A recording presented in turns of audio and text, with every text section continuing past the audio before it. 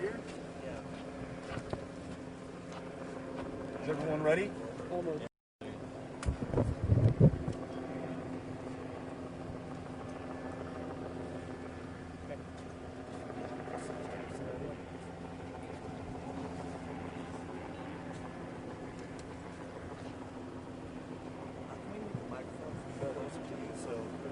You want me to step forward, Well, you I see? don't want to get too close to us, but I want to move the mics over so we can just do a sound check real quick.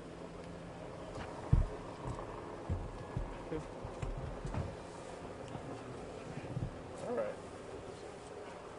So sound check, can you guys hear me okay? Yep. All right. I'm Officer Derek Carman, that's D-E-R-E-K-C-A-R-M-O-N. I'm one of the public information officers for the Portland Police Bureau. Shortly after 1 o'clock this afternoon, Portland Police Bureau received a phone call. We received calls about a hit and run in the area of Laurelhurst Park. As officers were responding to this hit and run, they learned that a pedestrian had been struck, and we received additional calls that the same suspect vehicle involved in the previous hit and run was hitting other vehicles and pedestrians. This crime scene again started from Laurelhurst Park, where it ended here on Southeast Stark between 18th and 17th. So we have a very large crime scene. We're asking the public if they're in that area, they see debris from vehicles, they can give us a call. If they have video of the incident, to please call us so we can collect that. The investigation is still ongoing. Where the vehicle crashed here, the suspect ran off on foot. He ran off to the southwest here, and with the help of the community, he was apprehended by officers. We have approximately 6 victims in the hospital. There's additional victims that were not transported, and I'm going to introduce Portland Fire Lieutenant Rich Chapman. He'll talk about the victims. This is Lieutenant Rich Chapman, R-I-C-H-C-H-A-T-M-A-N. So our crews were informed that we did have, in fact, a pedestrian that was hit just after 1 o'clock in the area of Southeast 18th and Stark. When our crews arrived, they realized with what they were seeing at the scene and some additional information from our dispatchers that, in fact, this was a multiple patient scene. It sounds like as they collected more information, realized that they were going to have multiple transports. We had to order up quite a few additional ambulances provided by American Medical Response.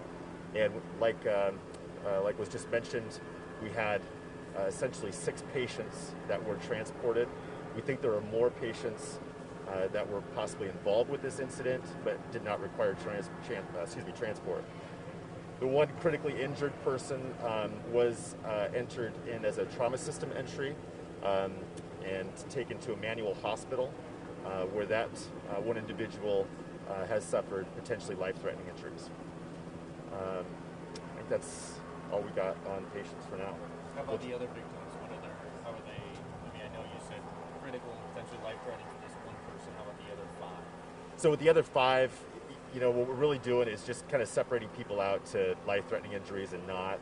We feel confident that those 5 have injuries that they'll recover from. So that's kind of what we're sticking with for now.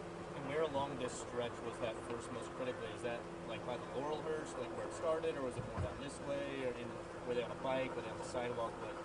My understanding is the one pedestrian that was very critically injured was at 18th and Stark, and then we had obviously additional injuries in between that location and 33rd and Pine.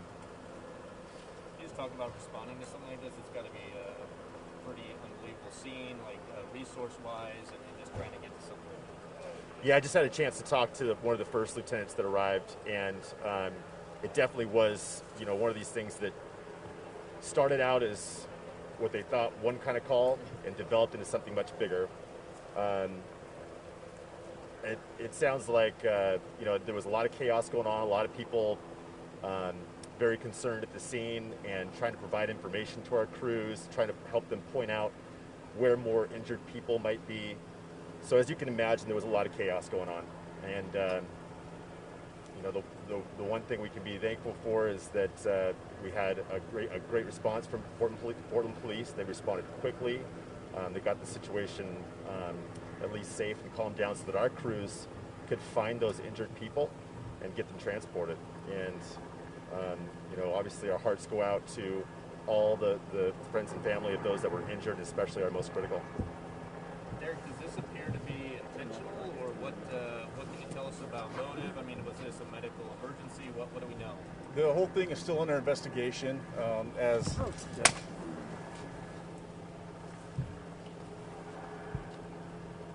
the assault detectives and traffic investigators gather more information, we'll be able to release that at a later date.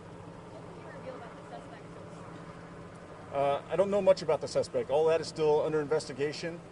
His name will be released later on when we confirm his identity. Can you talk more about how the community helped you apprehend him? A group of community members down the street here saw him run from the accident scene and just kind of corralled him and notified officers where he was at. Kind of kept him in place until officers were able to take him into custody. So we're very grateful to them for that. Derek, can you talk about was this person driving down the sidewalk, or the people hurt in the street? Like, was it kind of all over? What do you know as far as that goes? We do have information that he was in the street and up on sidewalks, but still it's very preliminary right now for me to go any further about what he was doing, what his intentions were. Were they in the silver car that's over here? This silver Honda Element was the vehicle that was involved.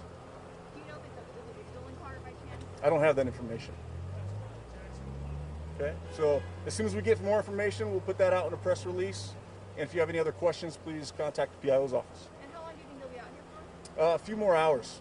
Yeah, crime scene is very large. So again, if there's community members that live along that crime scene, they see pieces of cars or bicycles, things like that, please call us so we can come and collect those things. And video is huge. If there's video of the incident, this Honda Element driving down the street erratically, we'd like to have that video. Start get shut down between what and what? There's a large crime scene. So this whole thing started over near Laurelhurst Park. We had calls at 32nd and Belmont, 37th and Belmont, and 33rd and Pine. And it was just erratic driving from that location to here. So, From Laurelhurst to 18? yes. Yes. Got it. Officer Carmen, can you say something about the one critical injury? Do you know if that person was on foot or was they on a bicycle? I don't know that information. I'm sorry. Okay. All right. Of the victims? I don't have that information for you right now. I'm sorry. We'll try Any and get children that to you involved, do soon. you know? Any children or all adults? Yeah, I don't have that information. Okay, so we'll put out a press release later on when we have better information for you. Thank you.